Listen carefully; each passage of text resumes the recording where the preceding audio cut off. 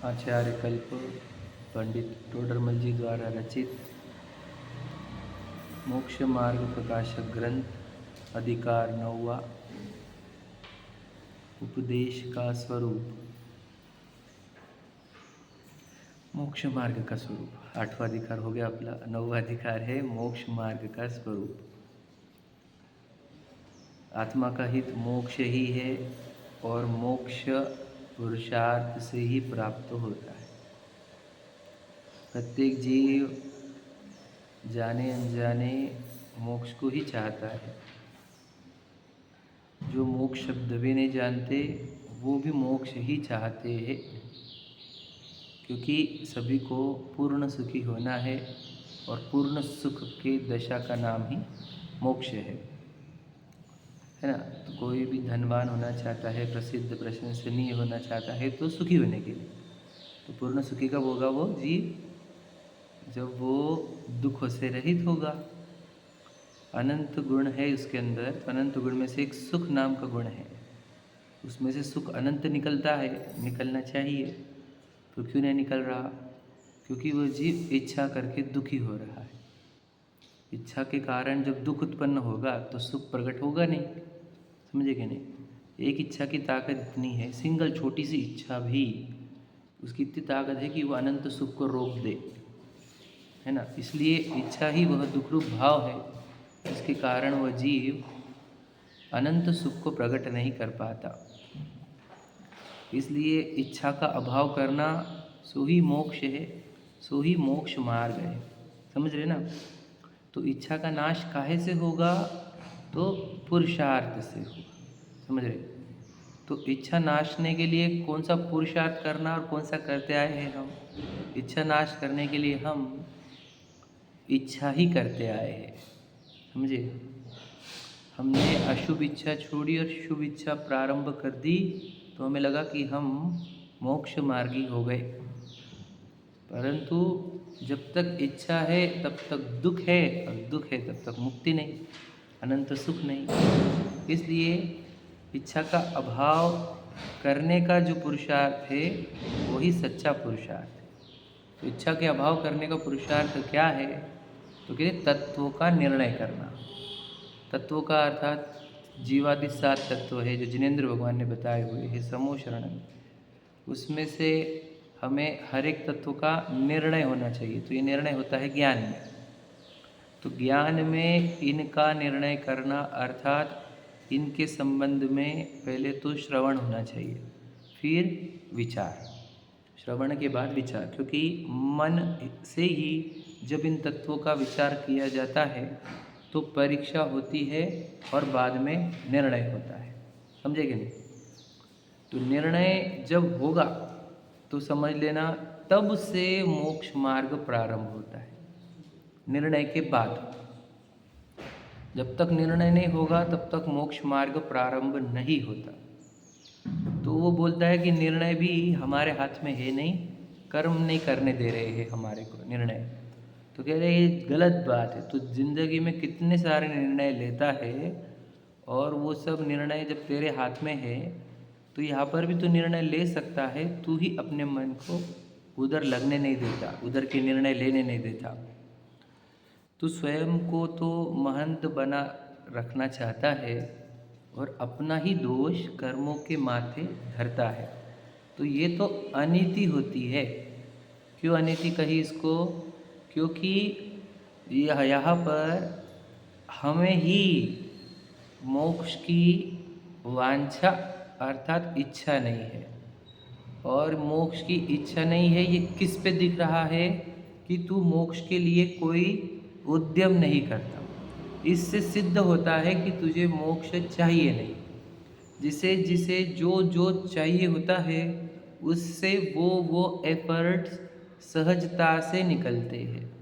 समझे कि नहीं? तो जिसको जो चाहिए, समझ लीजिए, जिसे धन चाहिए रहता है उसके अंदर से धन संबंधी विचार और धन प्राप्ति के उपाय सहज निकलते हैं। समझे कि नहीं? हमने जब कल एग्जाम्पल दिया था कि माँ को उस बच्चे की रक्षा के भाव कैसे निकलते हैं? सहज। पुरुषार्थ कितना सारा है वो, लिखने को गया तो कितने सारे स्टेप्स है वो, अगर लिखने को जाए तो कौन से स्टेप लिखेंगे हम, बताओ? हजारों लाखों है। फिर वो उसको बहुत टेंशन आता है कि उसका, उसके लिए कैसे रहता है वो? सहज। एक बालक को पालन करना, जैसे नवजात को, और मान के चलो उसकी माँ जन्मते ही मर गई, और समझ लीजिए कोई सौतेली माँ है, और उसको कैसा काम है वो, उसके लिए काम कैसा है वो? सहजता नहीं हो, फिर उसको बर्डन है उसका, समझे क्या नहीं?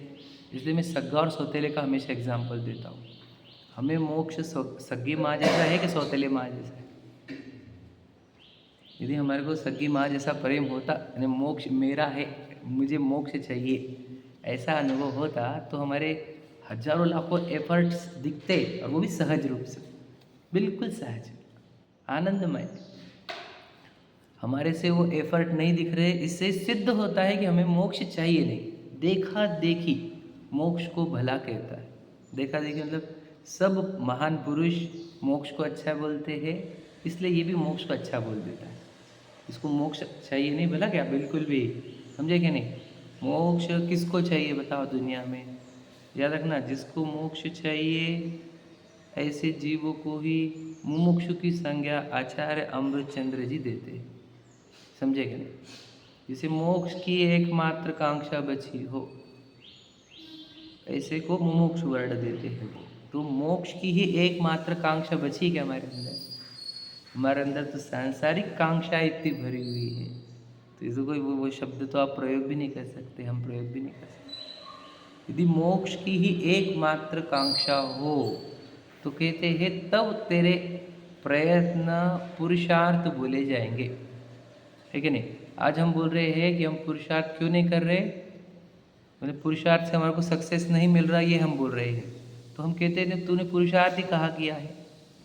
बोलते नहीं हम क्या करें, कर्म करने दे रहे नहीं, पुरुषार्थ कर्म नहीं करने दे रहे। जो तू ये बातें बोलता है ये तेरे बहाने हैं, ये बहाने से सिद्ध होता है, तुझे ये करना नहीं।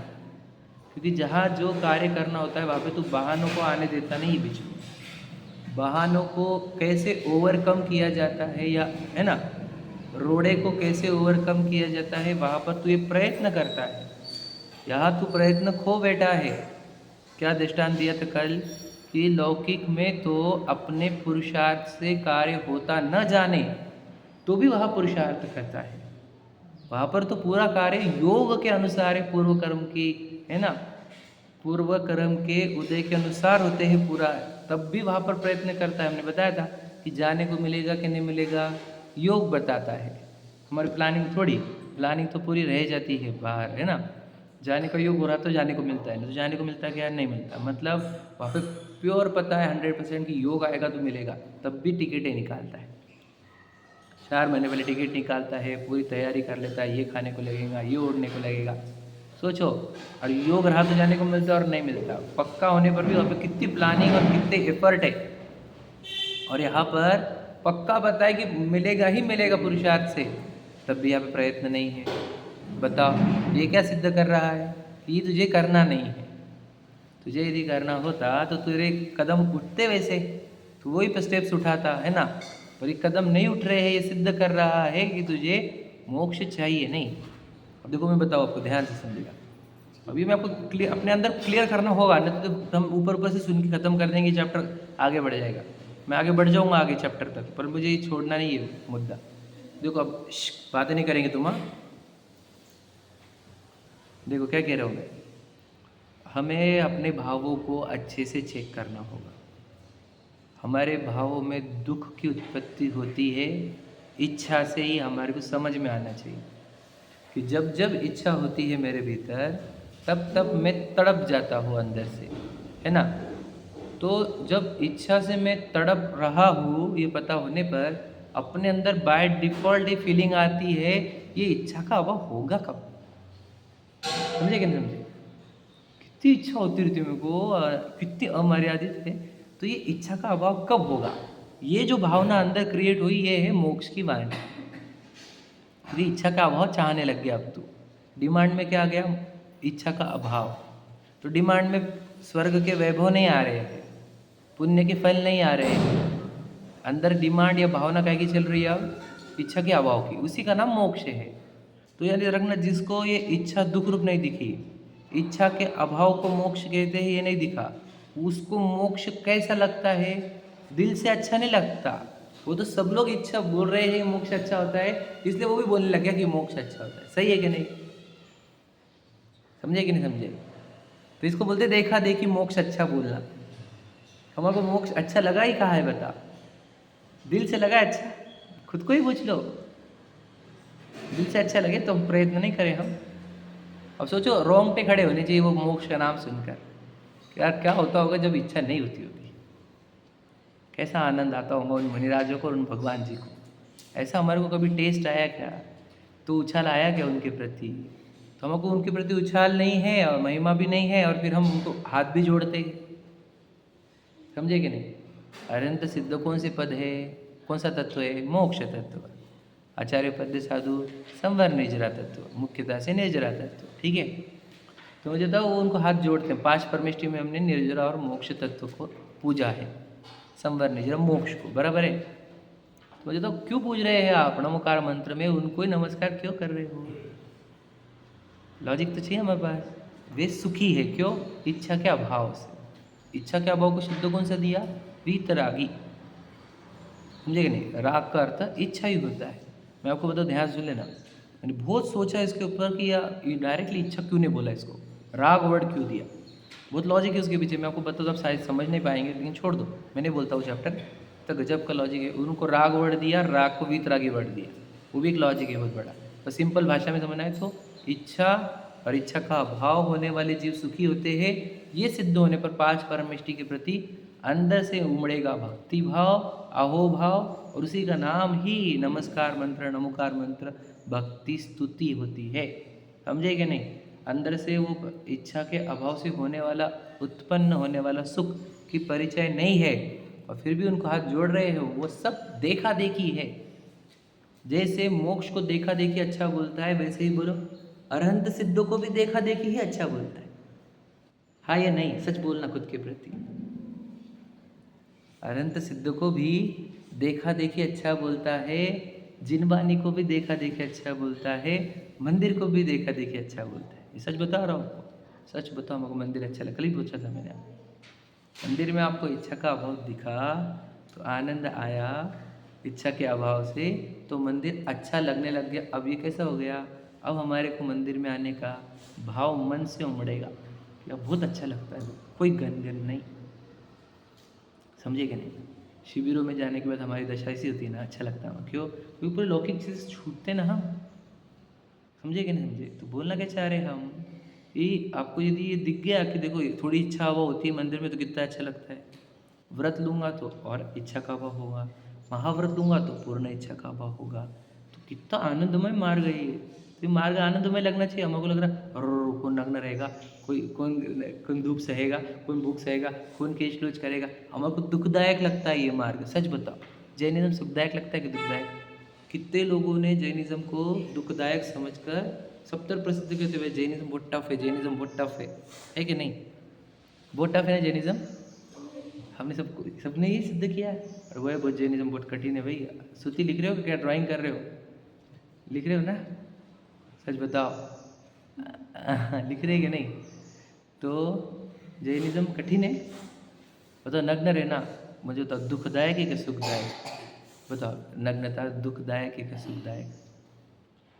देखो पूरे विश्व में जैनिज्म के गुरु ही नग्न रहते हैं, तो नग्नता दुखदायक है कि सुखदायक भैया? हाँ बिल्कुल सही उत्तर है।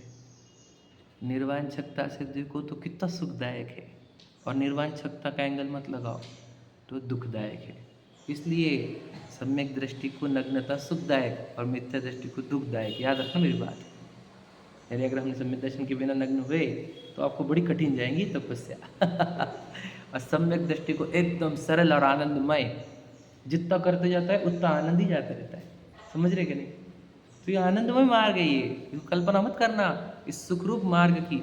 कुंद कुंद शतक की आखिरी छंद जो है वो ये है कि अगर कोई इस मार्ग की ईर्ष्या भाव से निंदा करे तो कभी तुम इस मार्ग की श्रद्धा मत छोड़ना।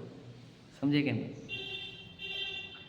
क्योंकि सुखमय मार्ग है, ये पूरी विश्व में एकमात्र सुखमय मार्ग है हमारे पास। सच बता रहा हूँ मैं आपको, मैं तो मैं सिर्फ सुन के और पढ़ कर नहीं बोलता हूँ, मैं अनुभव करके बोल रहा हूँ आपको। क्योंकि देखो कल पता चला आपको 300 मिसाइल कुछ तो भी दागे हैं ईरान ने इजराइल को, कल रात को 11-12 बजे के करीब सुने।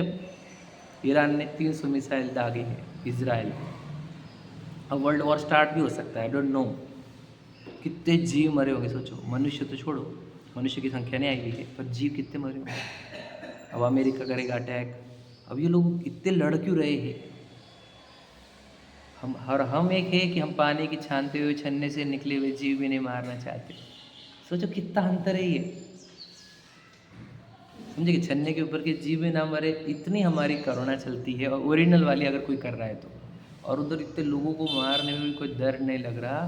तो ये समझ रहे आप, जैनिज़्म के पास ही वो सुखी होने का मार्ग है, और जैनी लोग सुख से वंचित रह रहे हैं। मुझे प्रश्न पूछता है कि कैसे क्या हो रहा है ऐसा, समझे क्या।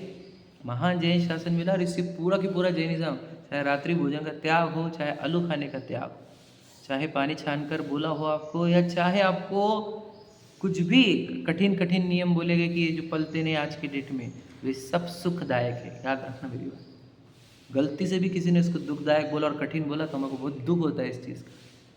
भैया हमने तेरे सुखदायक बनाया, तेरी इच्छा से दूर किया हमने तुझे, हाँ या नहीं। आज तो तड़पता कम है, सोचो पहले जिसको आलू छूट रहे थे, आलू छोड़कर कितना शांत है, तड़पता नहीं। तो सोचो हमने तुझे शांत बनाया, आनंदमय बनाया तुझे, है क्या नहीं।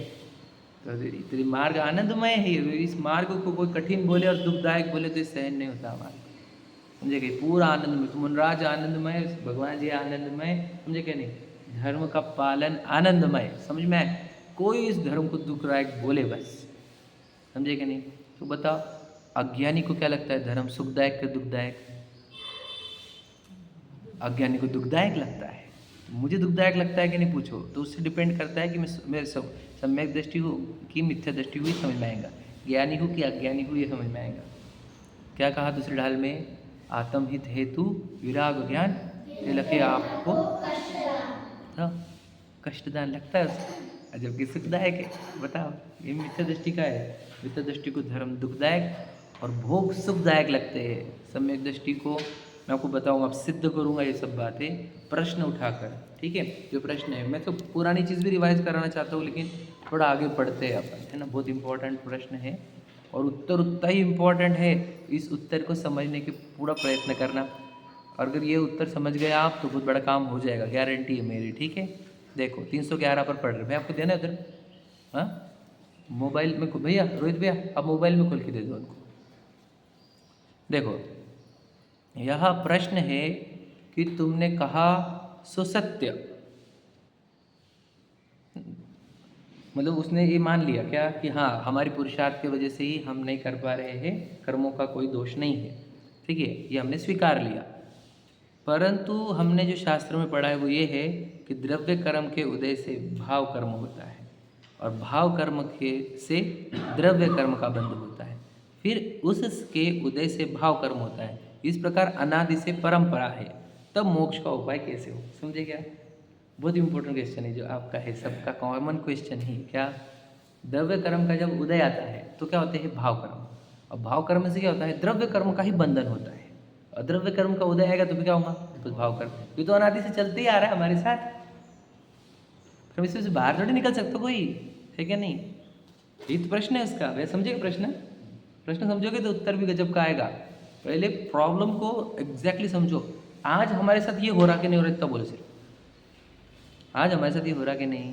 पुराने कर्मों के उदय आ रहे हैं, और उस उदय में हमारे साथ क्या हो रहा है, हम वापस भाव कर्म कर ले रहे हैं, और भाव कर्म करने से क्या हो रहा है, फिर द्रव्य कर्म का बंधन हो रहा है, और द्रव्य कर्म का बंधन होगा तो फिर वापस क्या होगा, फिर भाव कर्म होंगे, फिर संसार रुकेगा कब। ये चक्र तो चलते रहे, चक्र करते क्या होता है, चक्र क्यों बोलते हैं इसको, साइकिल क्यों बोलते हैं, चक्र का क्यों बोला जाता है इसको, ऐसा नहीं है लॉजिक इसका, बोलो चक्र, हाँ चक्र का शुरुआत का बिंदु और अंत बिंदु नहीं होता है, सर्कल का स्टार्टिंग पॉइंट और एंड पॉइंट नहीं रहता है, पता है ना भैया, इसलिए चक्र बोला जाता है इसको।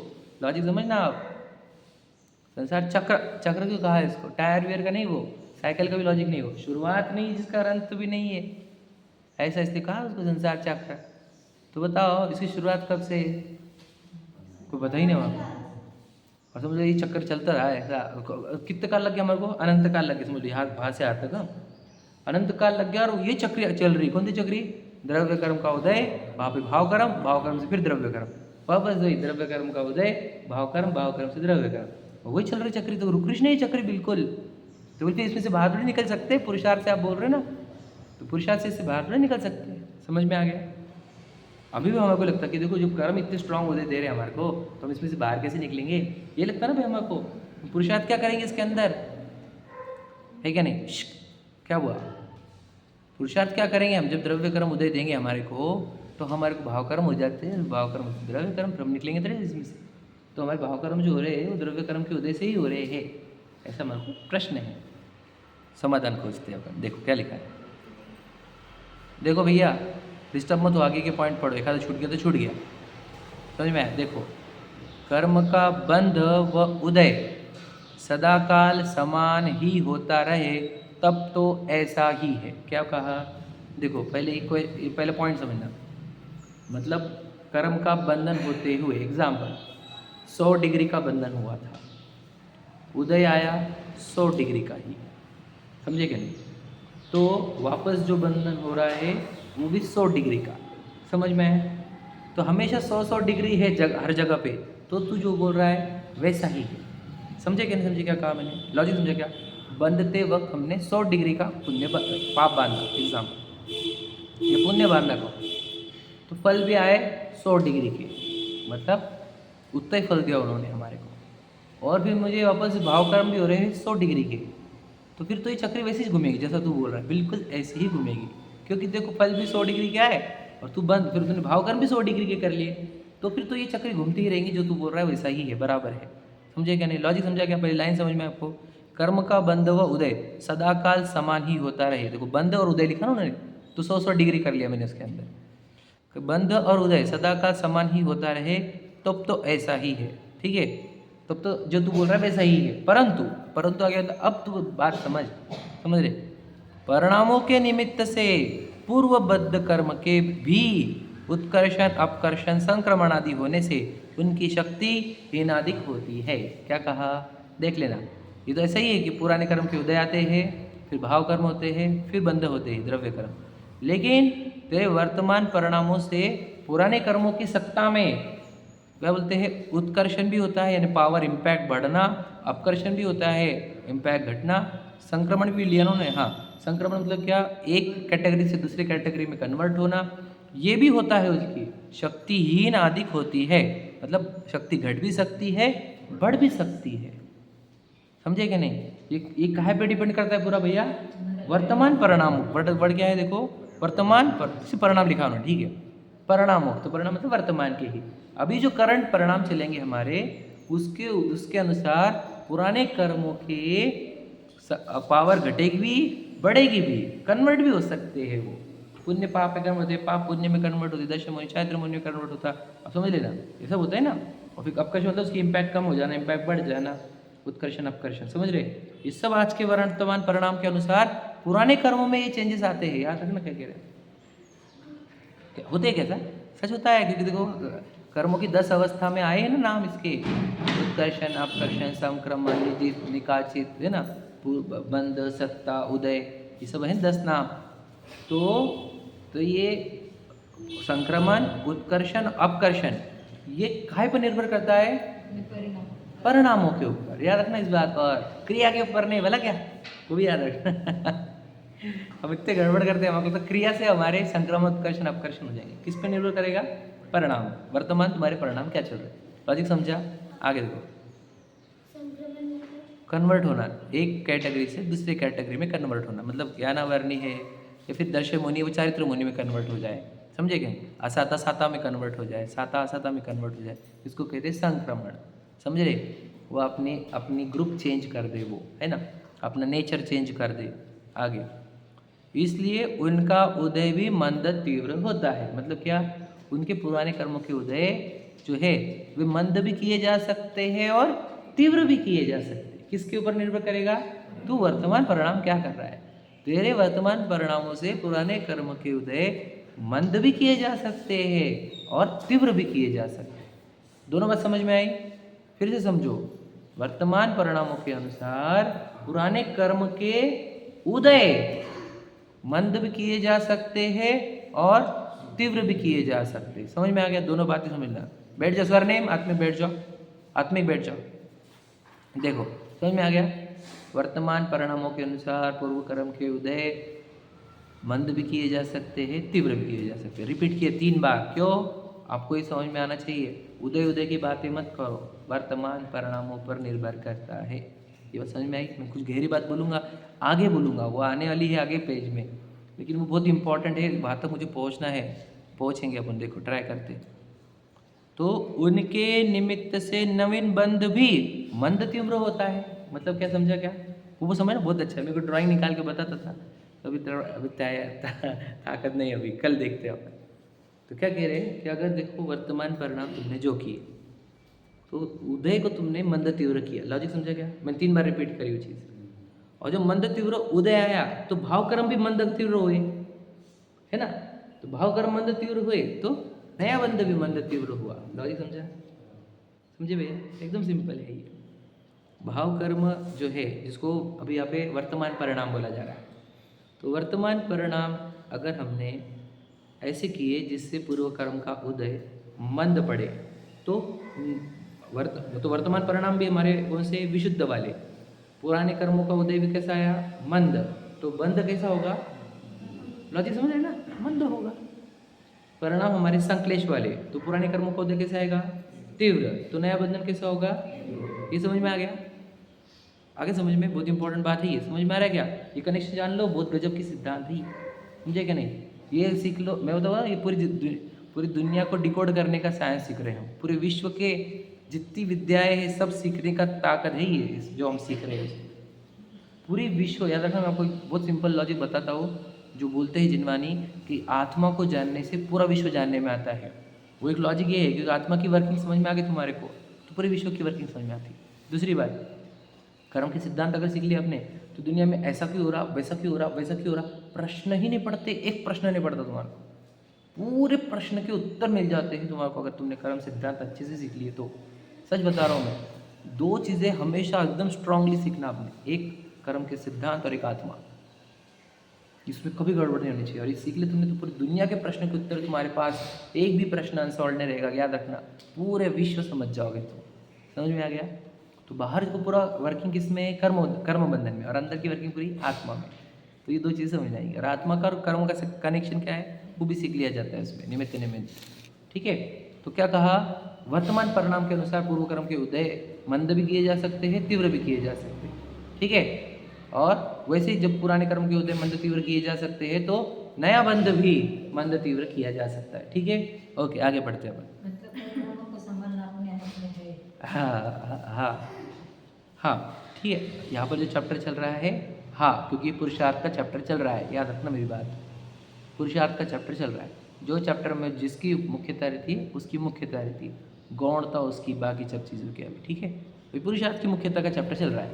तो नए है नए, क्लियर बोला जा रहा है। मैं आपको सिद्ध भी कर दूंगा, ये जो मैं बोल रहा हूँ, जो आपने प्रश्न पूछा मैं इसको सिद्ध करूँगा अगले पेज तक। ठीक है? वहाँ तक हमने पहुँच जाना चाहिए बस। देखो,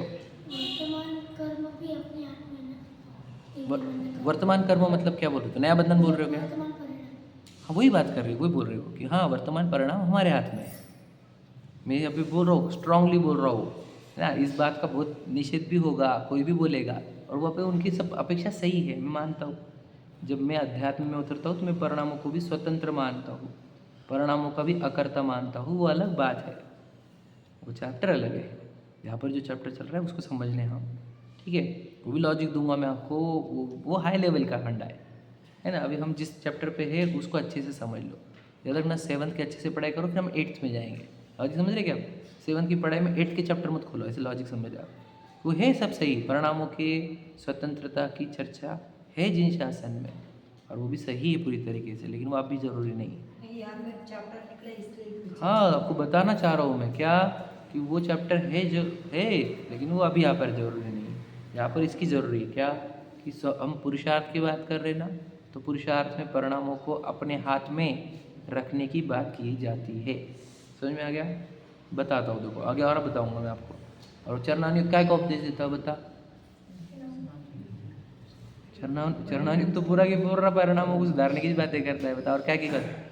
क्रिया सुधारने की काय को बोलता है वो, परिणामों को सुधारने के लिए। दो प्रकार के उपदेश चरणानुयुक्त के बोले थे अपन ने, सिर्फ क्रिया ही सुधारने की, क्योंकि जिनको समझ में नहीं आते परिणाम, उनको सिर्फ क्रिया सुधारने के बोलते हैं, और जिनको समझ में आते उनको क्रिया सहित परिणाम, परिणाम सहित क्रिया सुधारने को कही जाती है। समझ रहे? चरणानुयुक्त का चैप्टर हुआ था अपने जस्ट अभी, समझ रहे? तो आगे बढ़ता हूँ मैं। इसलिए संसारी जीवों को कर्मोदय के निमित्त से कभी ज्ञान आदि बहुत प्रकट होते हैं, कभी थोड़े प्रकट होते हैं। समझे कि नहीं? देखो ध्यान से सुनना। अब यहाँ पे प्रश्न है, देखो मैं अब यहाँ पे जाते, मेरे को आगे जाते नहीं आएगा, समझना जरूरी है कि क्लाइन क्या बताता हूँ। मुझे एक बात बताओ भैया, कर्म अगर स्ट्रांगली फल देंगे हमारे को, ठीक है, तो मुझे बताओ वो जब स्ट्रांग फल देंगे, हम निगोद से आए, पता है आपको? सब जन निगोद से आए ना, काल अनंत निगोद मंझार, ये सुना है आपने? एक बीते हुए, फिर क्या है कहते, मैंने आगे क्या निकला है वो, निकसी भूमि जल पावक भय, वहाँ से निकल के हम, समझ रहे? तो निगोद में थे हम, तो कर्म के उदय कैसे थे हमारे? डेंजरस थे ना कर्म, निगोद में थे, वहाँ से निकले कैसे हम? प्रश्न है। कर्म जब स्ट्रांग उदय दे रहे थे तो निकले कैसे तुम वहाँ से? लॉजिक समझा क्या कर्म? लॉजिक समझे? कर्मों के उदय मंद हुए क्या? हाँ, लॉजिक समझ रहे क्या? अब सोचो मंद इतने होते गए कि हमारे को संगी पंचेंद्रियत्व और मनुष्यत्व, तो कर्म अगर दे रहे हैं फल, तो उन्होंने मुझे इतना लीनियंट छोड़ा क्यों? समझे क्या प्रश्न क्या है? जब कर्म मुझे पूरा स्ट्रॉन्गेस्ट फल दे सकते हैं, मुझे निगोद भी बना सकते थे, वो एक इंद्रिय पेड़ बना सकते थे मुझे, है क्या नहीं? पर वो मनुष्य बनाया उन्होंने मुझे, तो इतनी लीनियंसी क्यों है मेरे साथ? क्यों है? मैंने परिणाम वैसे करे कि उदय में उनको मुझे संगी पंचेंद्रियत्व देना पड़ा, है या नहीं? मैंने मेरे ज्ञान का इतना विकास कर लिया कि वो नाम कर्म में मुझे मनुष्य गति और त्रस जाति में त्रस जाति, समझे क्या नहीं? और ये शरीर पूरा बना के देना पड़ा उसको, समझे क्या? ये किसने किया? नाम कर्म ने कृपा बरसाई कि मेरे ऊपर? नहीं, मैंने मेरे ज्ञान का विकास करने का प्रयत्न किया, उस ज्ञान के विकास से नाम कर्म को मुझे संगी पंचेंद्रियत्व का शरीर बना के देना पड़ा। लॉजिक समझ रहे भैया? समझे कि नहीं समझे? बात समझ रहे? तो अगर वो कर्म का उदय स्ट्रॉन्ग उसके हाथ में रहते, कंट्रोलिंग अथॉरिटी, वो किसी को भी क्यों बनने देता? निगोद से बाहर क्यों निकलने देता? वो कोई निगोद से बाहर निकलता क्या? प्रश्न ये है हमारा, क्योंकि सब जीव निगोद से ही बाहर निकलेंगे नहीं। भगवान महावीर वो निकलने क्यों देता? उसी के हाथ में तो दे, बड़ा डेंजर उदय दो, ये वापस भाव कर्म डेंजर करेगा, वापस निगोद में जन्मेगा, तो फिर निगोद से बाहर निकलता कौन और कैसे निकलता? निकलता भी तो, समझे क्या भैया? इससे सीधा सीधा सिद्ध होता है कि कर्मों के हाथ में नहीं है। सिद्ध हो रहा है क्या भैया? आपको ही सिद्ध करना होगा अपने अंदर, नहीं तो आपको हमेशा डिपेंडेंसी बैठ जाएंगे किसके ऊपर? कर्म के ऊपर। कर्म कब छोड़ेंगे? पीछा कब छोड़ेंगे? पीछा कब छोड़ेंगे? भाई तेरे ऊपर है वो सब। अभी तो हम केवल ज्ञान भी प्राप्त कर सकते हैं क्या? कर्म बोलो, कर्म छोड़ रहे हैं हमारे केवल ज्ञान वर्णी ना हमारे को, तो केवल ज्ञान प्राप्त कर सकते हैं कि नहीं? बोलो, ये प्रश्न है। कौन अड़ा रहा है केवल ज्ञान में? कर्म अड़ा रहे कि नहीं अड़ा रहे? नहीं कर लो फिर पंचम काल क्यों बोलते हैं उसको? हाँ, हम उस जाति का पुरुषार्थ नहीं कर पाएंगे, समझे क्या? ये बात याद रखना। कोई ज्ञानावरण स्ट्रांग ऐसी बात नहीं है, वैसी भी भाषा वापरी जाती है, याद रखना। कर्णानुयुक्त में वैसी भाषा वापरी जाती है कि ज्ञानावरण स्ट्रांग है, वो तुम्हारे को अभी अभी केवल ज्ञान होने देगा नहीं। कर्णानुयुक्त ऐसी भाषा वापरते हैं, पूरी कर्मों की भाषा। कर्म ऐसे करते, कर्म वैसे करते, कर्म ऐसे करते, कर्म वैसे करते। कर्म तो कोई करेगा, कर्म तो वो करेगा, छोड़ेगा नहीं, ये करेगा नहीं। पूरी कर्णानुयुक्त ऐसी भाषा वापरते, लेकिन रियलिटी समझना आप, अगर उसके हाथ में रहता तो मैं तो निकल ही नहीं पाता निगोद से। सोचो मैं निकलने के लिए क्या क्या भाव किए होंगे मैंने, सोचो, विचार करो आपने और मैंने। वो भाव करते करते हमने कहाँ तक लेके आगे खुद को? मनुष्यत्व, जैनत्व, दिगंबरत्व, जिनवानी, समझे कि नहीं? सोचो हमने क्या क्या किया है, आपको बता नहीं सकता मैं, आपको कैलकुलेशन आनी चाहिए। जैसे बोलते हो ना, इतना मेहनत से आया वाला जीव वापस नहीं जाना चाहिए खाली हाथ। इसलिए हम चाहते हैं ये जो मनुष्य है जैन बन के आए ना, इनको कैसे भी करके जिनमानी डालो इनके अंदर कुछ भी करके, ऐसे खाली हाथ चल जाएंगे, वापस निगुत पहुंच जाएगा वो। उसको खुद को खबर नहीं वो खुद के साथ क्या क्या कर ले रहा है, समझेगा नहीं। तो इसलिए अब क्या कह रहे हैं कि जिसने भाव अपने अच्छे करे तो कर्म के उदय वीक हो गया, शोभशम बढ़ गया, ज्ञान बढ़ गया। देखो लिखा है कभी ज्ञान आदि बहुत प्रकट होते हैं, कभी थोड़े प्रकट होते हैं। अब वो देखो वो पेड़ को उसका ज्ञान कितना प्रकट हो पा रहा है, एक सेंस जितना बस। और हमारे को तो देखो दिख रहा भी है, सुन रहा भी है, स्मेल भी हो रही है, टेस्ट भी हो रही है, टच भी हो रहा है, समझेगा नहीं, विचार भी करते आ रहा है। तो और आगे देखो तो क्या कहा, एक कहा ज्ञान के एंगल से और दूसरा कहा राग के एंगल से, ठीक है। कभी राग आदि मंद होते हैं, कभी तीव्र होते हैं, समझ में आया। ज्ञानावरणी और चारित्रमुनि इस एंगल से बोला है उन्होंने, ठीक है। क्या होता है, कभी ज्ञान क्या होंगे, कभी घटेंगे, एक इंद्रिय बना दिया जाएगा, कभी बढ़ जाएंगे, संगी पंचेंद्रिय भी बनाया जा सकता है, ठीक है। या फिर कभी राग आदि घटेंगे, कभी राग आदि बढ़ेंगे। लॉजिक समझ रहे, दोनों बात समझ में आए आपको, समझ में आ रहा क्या बात है कि ये किसके ऊपर निर्भर करता है, हमारे वर्तमान परिणामों के अनुसार। तो हमारे वर्तमान परिणाम खराब रहे तो ज्ञान घटेगा, राग आदि बढ़ेंगे, और वर्तमान परिणाम अच्छे रहेंगे तो ज्ञान बढ़ेगा, राग घटेगा। लॉजिक समझ रहे, सिंपल बात है। इस प्रकार परिवर्तन होता रहता है। ये उत्तर किसका दिया जा रहा है, चक्री, जो उसने चक्री का वर्णन किया, जिनमानी में कही गई भी चक्री जो घूमती रहती है, अखंड अनादि से चल रहे हमारे साथ, है ना। वो चक्री की तो बोल रहे, चक्री जो बोल रहे तो सही है, लेकिन वैसा कब होगा, जब degree two degree same match होगा तब, 100 डिग्री 100 डिग्री 100। लेकिन यहाँ पे तेरे परिणाम जब ऊपर नीचे होते हैं तो पुराने में भी उदय में ऊपर नीचे होता है, नए बंधन में भी ऊपर नीचे होता है, समझ में आए।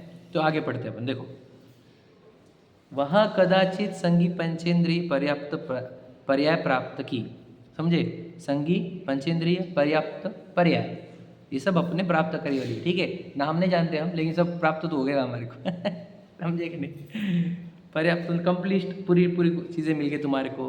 संगीत मन वाले है, पंचेंद्रिय है, तब मन द्वारा विचार करने की शक्ति हुई, समझ में आया। मैंने बताया आपको सबसे महंगी चीज़ क्या है हमारे पास, कल ही बताया मैंने, मन। इंद्रियों में सबसे महंगा कौन, कान, और पूरी इंद्रियों में सबसे महंगा कौन, मन। मन क्या के लिए मिला, विचार करने के लिए। विचार करने को बोला ना, तुम पूरी बॉडी एक्टिविटी बंद करो, विचार करना प्रारंभ करो, कल ही बोलते मैंने आपको। तो मन अगर मिल गया उसको, तो उसको विचार करने की शक्ति प्रारंभ हो गई, आत्मिक, ठीक है। देखो तथा इसके कभी तीव्र राग आदिक होते हैं, कभी मंद होते हैं, समझ में आए। कभी इसके राग क्या होंगे, तीव्र होंगे, कभी मंद होंगे।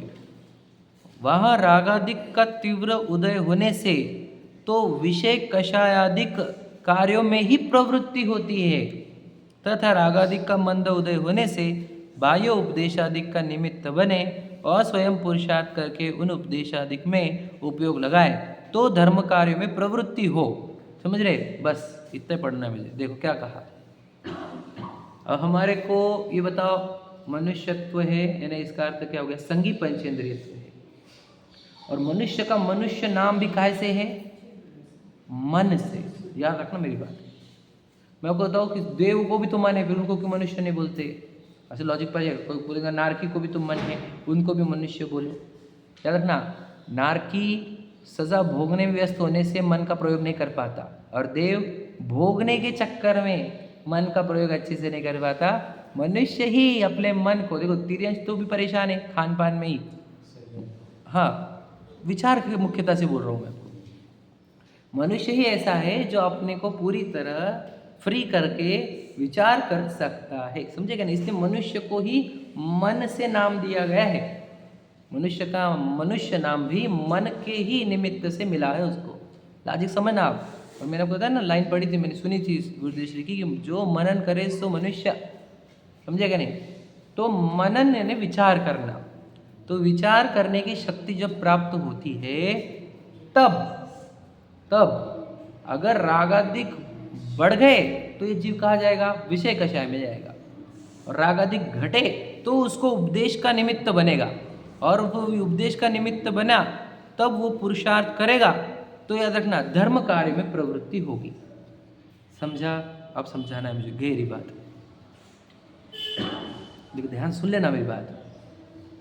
कर्मों का तीव्र उदय इसी को हम क्या समझते हैं, बीमारी आ गई, दरिद्रता आ गई, निंदा होने लगी, परिवार के लोग छूटने लगे, समझे क्या नहीं, अच्छे लोग छूट रहे हैं, बुरे लोगों का संयोग हो जा रहा है, जो हम चाह रहे थे वो नहीं हो रहा है, इसको हम समझते कर्मों का तीव्र उदय। ध्यान सुनना, है कि नहीं? हाँ या नहीं? अब कर्मों का तीव्र उदय मतलब क्या समझना तुमने, वो बताता हूँ आपको। कर्मों का तीव्र उदय मतलब क्या समझना, बोलो, मैं आपको बताता हूँ। जब तुम्हारे को, ध्यान सुनना, मंदिर, जिनवानी, गुरु, देवशास्त्र गुरु से दूर होने का भाव आया, समझ लेना तीव्र उदय आ गया। इसको बोलते हैं तीव्र उदय। हम कभी समझते ही नहीं। समझे भैया क्या बोल रहा हूँ मैं? क्या समझे क्या कह रहा हूँ मैं? तीव्र उदय किसको समझना कर्मों का?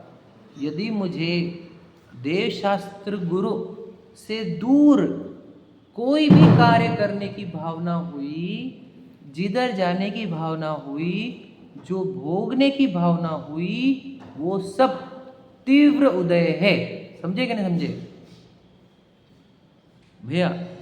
और जब याद रखना, फिर कर्म ने इतने तीव्र उदय क्यों दिए? क्योंकि मैंने मेरे परिणामों को देव शास्त्र गुरु से नहीं जोड़ा। राजी समझा क्या? तो मुझे उदय में क्या आएगा? तीव्र राग, और तीव्र राग से मैं भागूंगा, यहाँ से स्वाध्याय से भागूंगा, मंदिर से भागूंगा, गुरुओं के सानिध्य से भागूंगा। याद रखना मेरी बात। मैं रोज बोलता हूँ कि मंदिर से तुम जाते क्यों हो, जाते क्यों हो? समझे क्या रहता है वो? कहाँ से जाते हैं अपन? सोचो, हम बेटा स्वर्णिम बजाओ नहीं, अंतराय कर्म बनते बेटा। फिर क्या कहा कि हम यहाँ से मंदिर से जा रहे हैं, मतलब क्या हुआ एग्जैक्टली पता है आपको? आपको लगा होगा नहीं मेरे मन को आया तो मैं चला गया, मेरे मन में आया मैं चला गया। समझा नहीं? तू तेरे मन में नहीं आया, तुझे तीव्र कर्म का उदय आया है। आप बोलोगे तीव्र कर्म का उदय मतलब क्या? उसको भी समझाता हूँ। एक प्रबल इच्छा उत्पन्न हुई, समझे भैया? वो प्रबल इच्छा आपको जिन शासन, जिनवानी, धर्मोपदेश से दूर लेकर जाती है, और इसको ही, इच्छा को ही छंद कहा जाता है। और स्व के छंद के अनुसार चलना ही स्वच्छंद होता है। समझे क्या? बाजी समझना। तो जब हम देव शास्त्र गुरु से दूर जाते हैं तो हम एक्चुअल में स्वच्छंदी हो रहे हैं, तब हम तीव्र उदय के शिकार हो रहे हैं। अब तुझे ये उदय क्या करेगा?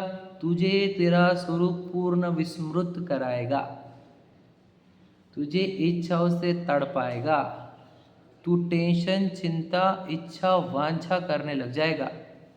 कैसे करूँ, कैसे करूँ, कैसे टच करूँ, कैसे स्मेल करूँ, कैसे खाऊँ, ऐसे ऐसे फीलिंग्स तेरे अंदर जनरेट हो जाएगी। कैसे प्रसिद्ध हो, कैसे कुछ करूँ।